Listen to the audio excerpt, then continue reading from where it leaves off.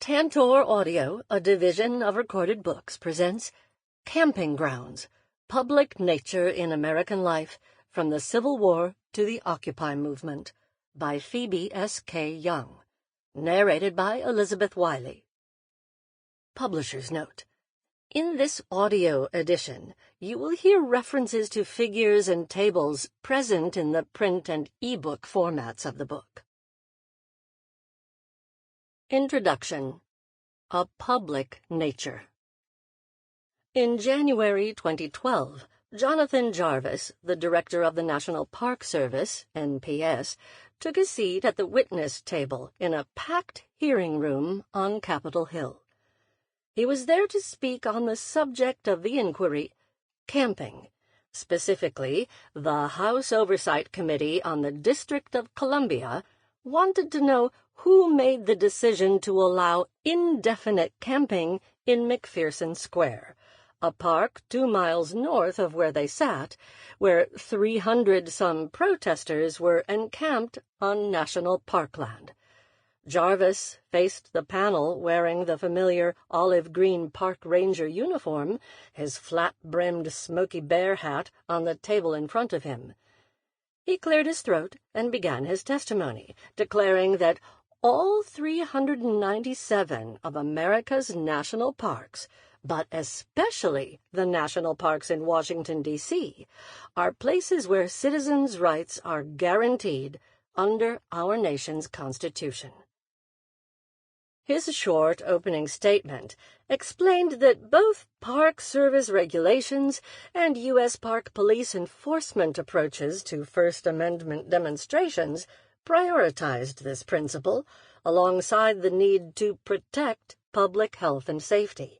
Nowhere did Jarvis mention the word camping. Trey Gowdy, House member from South Carolina and chair of the hearing, immediately challenged Jarvis's premise, arguing that Washington enjoyed no special privileges when it came to the Constitution. There are no more First Amendment rights in this town than there are in any other city, town, hamlet in this country. The question he posed in the very next sentence, however, pressed Jarvis on the camping point. So, define camping for me, because you say it's prohibited. Tell me what it is. What is the definition of camping? This seemed like a trick question. Everyone knows what camping is. Pack up the car and hit the road in search of a shady spot in the great outdoors. After wrestling the poles and rainfly into place, unzip the tent and unroll the sleeping bags. As stars peek out in the clear skies above, sit around the campfire with friends or family and roast some marshmallows. Whether or not you like spending your leisure time in this fashion, the scene is instantly recognizable as camping in America. There are, of course, variations on the theme: through hikers backpacking the Appalachian Trail, or retirees taking the Winnebago out for an adventure on the open road. Kids with flashlights in the backyard, or glampers enjoying gourmet meals under canvas. But no matter the type, to camp means to abandon one's indoor home voluntarily and temporarily for outdoor recreation. Why do it? Many would say they camp to find respite from the stress and grind of modern life, or to enjoy the beauty of nature. Others might camp to connect with people, or to seek a thrilling encounter with the wild. Whatever the reason, the definition of camping doesn't seem tricky or controversial.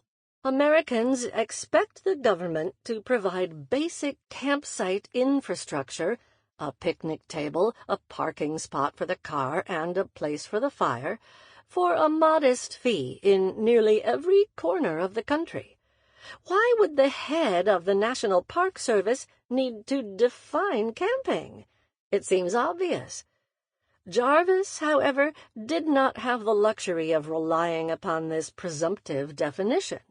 He found himself on the hot seat in the early days of 2012, well into the nationwide campaign of the Occupy Wall Street movement.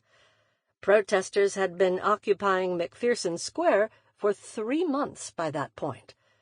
Its dozens of tents formed one of the movement's last and longest-standing sites of protest, and they were frustrating Trey Gowdy to no end. While Jarvis had repeatedly called it a demonstration, to several committee members it looked as if protesters were camping. Gowdy insisted on a definition that would explain this situation because, he said, "I need to go back to South Carolina and tell everyone who wants to spend the summer in one of our parks what camping is and what it is not. So define camping for me, juxtaposed with a 24-hour vigil, because you seem inclined to draw a distinction, and I can't draw a distinction."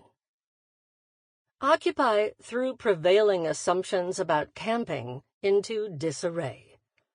Jarvis tried to clarify Occupy was engaged in a political action for which camping served as a means, as opposed to the recreational pursuit, which camping was the end in itself. Unsatisfied, some representatives pressed him to identify the most fundamental feature of camping, rather than the motivating factor. Jarvis boiled this down to sleeping or preparing to sleep outdoors. He might have quoted the National Park Service regulation for Capital Region parks that defined camping as the use of park land for living accommodation purposes such as sleeping activities or making preparations to sleep, including the laying down of bedding for the purpose of sleeping, or storing personal belongings, or making any fire, or using any tents or shelter or other structure or vehicle for sleeping or doing any digging or earth-breaking. This legalistic description reduces camping to something that seems purely functional, virtually devoid of any of its pleasing qualities. According to this definition, Occupy was, in fact, camping. Protesters were sleeping, preparing to sleep, and using tents for sleeping, actions that were expressly prohibited at McPherson Square. Jarvis insisted, however, that they were equally engaged in First Amendment expressions through a 24-hour vigil, actions that were explicitly permitted there. For him, protecting these rights superseded prosecuting scofflaw campers. Occupiers themselves argued vehemently that they were not camping at all, holding tightly to a definition of their action as peaceable assembly to petition the government for redress of grievances. While they framed their protest as the opposite of recreational camping, it was the camping that made Occupy stand out. The tents allowed protesters to take over urban spaces for weeks at a time, driving city, campus, and federal officials to utter distraction. As one reporter described it, what made Occupy Wall Street so memorable and challenging was this sense of permanence, a grip on space only made possible by the tents and sleeping bags. These were not drop-in protests, pop-up rallies. These people came, and they came with Coleman camp stoves. Since when did Coleman camp stoves signal serious protest? More typically, they conjured pancake breakfasts and temporary recreation, not political discourse and long-term struggle. Of course, prolonged camping in urban spaces usually implied something else entirely.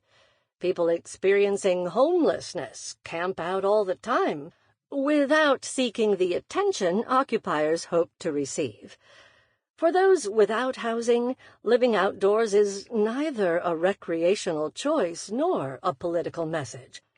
Encampments of people without homes to go back to have become familiar features of public spaces and city politics, further complicating any single definition of camping. Advocates for the unsheltered often focus their efforts on finding ways for people to avoid having to camp. urban officials and congressional representatives have worked to shut down both homeless and Occupy encampments. At the same time, state and federal agencies, not to mention the outdoor industry, have consistently encouraged Americans to go on camping vacations and rejuvenate themselves in the great outdoors. In the heart of the nation's capital, rather than out among its natural wonders, Jonathan Jarvis, Trey Gowdy, Occupy protesters, and members of Congress slowly seemed to realize that defining camping in American culture and history was far more complicated than it appeared. What does it mean to camp, and why does it matter? These are the core questions animating this book. By exploring the shifting meanings of camping through the last century and a half, it argues that this activity was, and remains, key to how Americans think about their relationships to nature, the nation, and each other. When writers and historians have approached these questions, they have tended to focus on the recreational side of the story, separate from political or functional versions. These narratives locate what it means to camp in the quest for experience in nature, where the desires for roughing it reveal Americans' misgivings about modern life or justifications for leisure. They also examine camping as a form of tourism, or one among many outdoor pursuits, alongside fishing or hunting, for example. Within this defined category, camping developed multiple forms, waxing and waning in popularity over the decades. Accounting for these shifts deepens understandings of the classic picture of recreational camping, yet cannot resolve the conundrums generated at McPherson Square. Different social contexts can offer alternate perspectives on camping and outdoor recreation. The establishment of conservation-minded regulations in the late 19th century, for example, accompanied a first wave of camping enthusiasts. This indicated not just new affinities for nature, but also how those approaches privileged the choices and leisure of white, upper-class urbanites at the expense of non-white, lower-class, and rural uses of natural resources. In a different vein, scholars of architecture and design have examined camps as built environments and found consistencies across wide-ranging circumstances. These studies draw provocative, often unsettling links between extremely varied camps not ordinarily found in the same conversation, such as the Guantanamo Bay Detention Camp and the Burning Man Arts Festival in Nevada. These experiments use camp as a ripe interpretive tool and pose challenging questions about how people make places and homes in these itinerant times, though they intentionally resist drawing unified conclusions. If these approaches confirm that a simple definition of camping is no longer possible, a mushrooming list of camps offers little help in connecting such divergent contexts. What do we do with the inescapable realization that camping has run the gamut of possible meanings, never solely representing recreational choice, social marginality, or political expression? How can it be simultaneously a vacation option, a design for unstable futures, and a refuge of last resort? If neither motivation, that is, recreation, nor appearance, that is, something one does with tents, resolve what camping means as a whole, or why it mattered enough to spark heated congressional debate, then surely it is necessary to grapple with how these forms developed in relation to each other. This book employs a pair of concepts that bring a substantial subset of camping practices into greater focus. at least for U.S. history. The first is public nature, defined as both outdoor spaces and ideas about those spaces as settings where people work out relationships to nature, nation, and each other. Such spaces might range from vast tracts of land identified for possible future settlement and clearly designated national preserves to roadside areas with unclear jurisdiction and small parks amidst crowded cityscapes. This book focuses less on the collection of particular spaces that make up public nature or their physical characteristics than on the way Americans have understood the existence and significance of public access to the outdoors. Getting out into nature has often appeared to be a way to escape the central struggles of the nation's history. The label applied to these spaces put them at a remove: the hinterlands, the backcountry, the wilderness. Yet thinking about the relationship between multiple forms of camping and varied outdoor spaces suggests that public nature serves instead as a critical forum at the center of American culture and politics.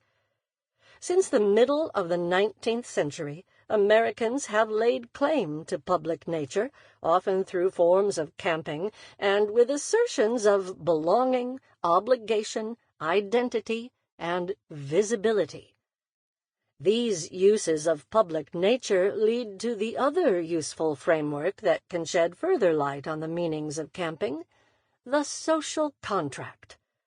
Generations of Americans have worked out and continued to rework the terms of the nation's social contract, the set of beliefs and structures that establish what citizens and the government owe to each other.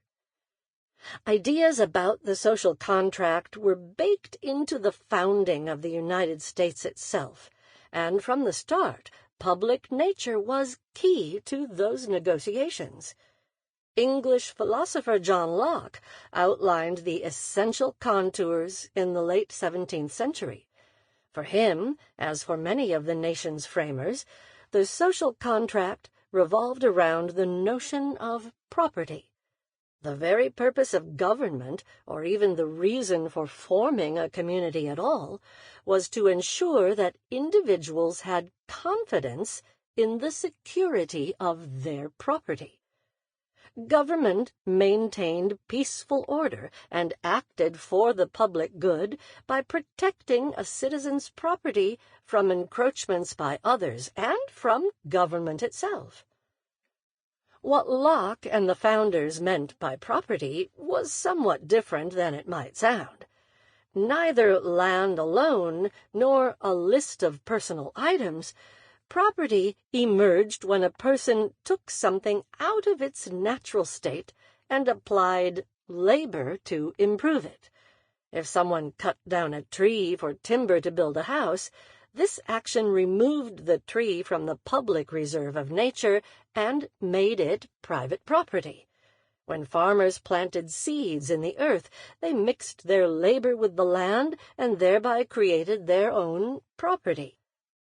This labor turned what had previously been a resource held in common for the whole community into a parcel one individual could call their own. The process of creating agricultural property was fundamental to the Anglo-American vision of this social contract, and the North American continent appeared to contain a great deal of fertile land in the state of nature, awaiting the touch of human labor. Locke's formula was enticing. As much land as a man tills, plants, improves, cultivates, and can use the product of, so much is his property. Thomas Jefferson understood this framework as central to the political culture of the United States. In Notes on the State of Virginia, 1785, he observed that "We have an immensity of land courting aspiring farmers, and hoped all citizens would take up the plough and cultivate it." With a characteristic flourish, he declared that those who labor in the earth are the chosen people of God, who reaped not just crops, but substantial and genuine virtue. Individuals and government alike sought to acquire and organize land to foster the creation of property with this mission in mind. In this agrarian version of the social contract, citizens held up their end by laboring to create farm property, which contributed to the nation's virtue and economy. The government reciprocated not only by protecting property, but also by fostering access to ever more land. This concept contained several contradictions and consequences. Among others, it sidestepped the glaring fact of the enslavement of a large portion of the agricultural labor force. Moreover, it underwrote the conquest and removal of indigenous people from their land, claiming eligible sites of public nature to convert to property. Enabled by these mechanisms, the idea of access to land and the ability to work and own it became a bedrock of American identity. Neither John Locke nor Thomas Jefferson were likely to have gone camping in a way that we might recognize. They probably slept outside at some point, but the activity would not have carried the same meanings that it would for later generations. Nonetheless, the agrarian social contract and concept of public nature that emerged from their era would come to shape how subsequent generations understood camping. From an economic standpoint, the early republic never fully realized Jefferson's agrarian dream, a buzz from the start with trade and commodity production alongside farming. The role of government and the character of property would evolve as well, as agriculture could not always guarantee economic stability or civic standing. As early as the Constitutional Convention, James Madison worried about future times when a great majority of the people will not only be without land, but any other sort of property. What was the fate of a social contract based on mixing one's labor with nature when that effort no longer produced the property necessary to sustain it? As the growth of industrial capitalism and urban centers began to shift the U.S. economy and population even further away from the farm, the government, land reformers, and agrarian dreamers tried to forestall this fate.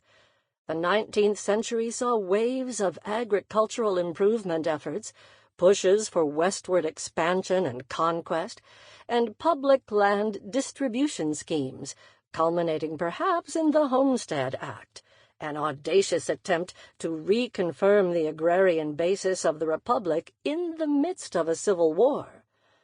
The 1862 Act kept up the pressure to open up native lands for agricultural purposes, and for non-native settlers to convert it to property by dint of their labor. The government remained in the business of distributing land from its store of public nature for individual enterprise, agrarian or otherwise. The concept of public nature, however, began to shift amidst calls for going back to the land, which started as early as the 1840s. Publications in this genre, including Henry David Thoreau's Walden, 1854, suggested growing unease with the dislocating experiences of urban industrial life.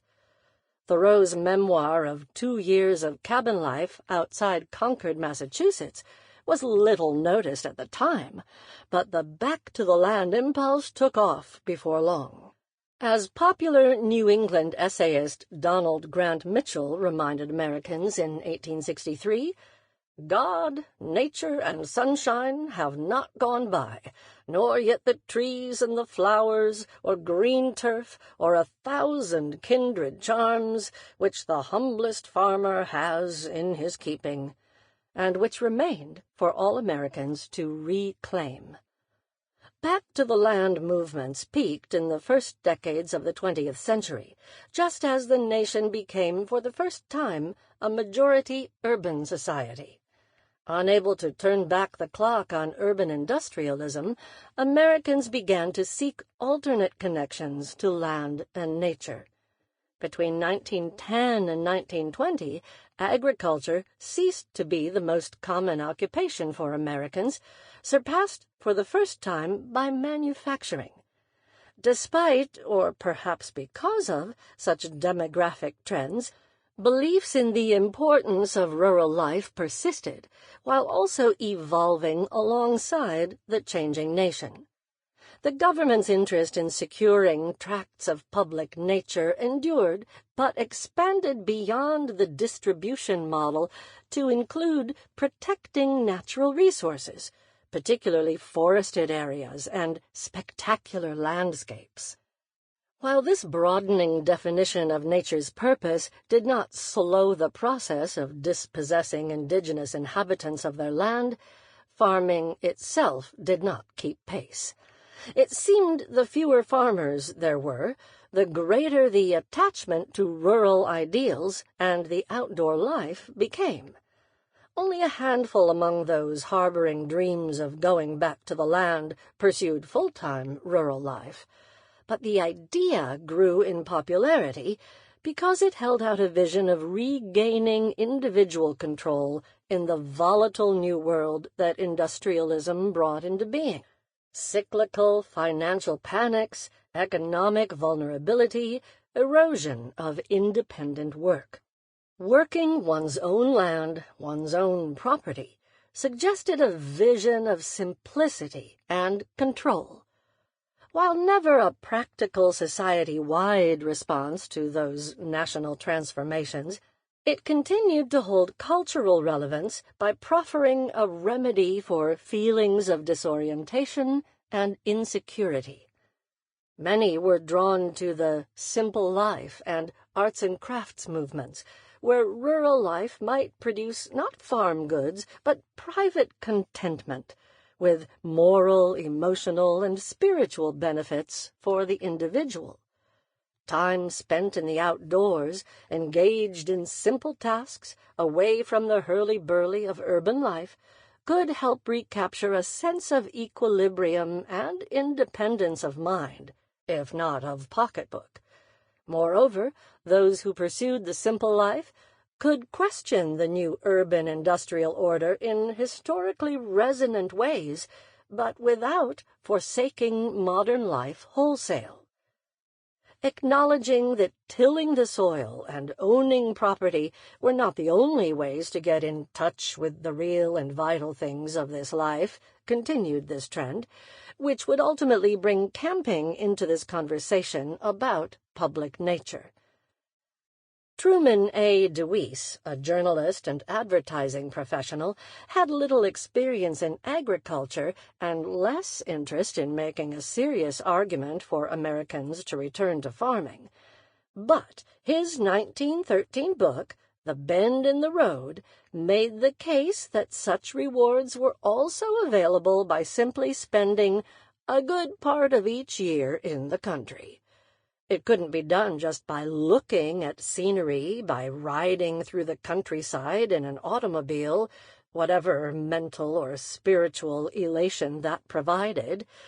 But if the city man could find a place where he can finish well-loved tasks in the deep space of the silent hills, then he would experience all the benefits of rural life, health, happiness, and rare contentment. While DeWeese wrote of spending his summer on an abandoned farm, camping shared similar characteristics. More than driving through scenery, but less of a commitment to agriculture as a full-time occupation, campers could live simply in the country, if temporarily, and perform some kind of labor in nature, if only symbolically. As a popular pursuit unto itself, camping arose alongside back-to-the-land movements in the decades after the Civil War. Like DeWeese, campers echoed the appeals of the old agrarian formula, but gave it a modern twist. Sample complete. Ready to continue?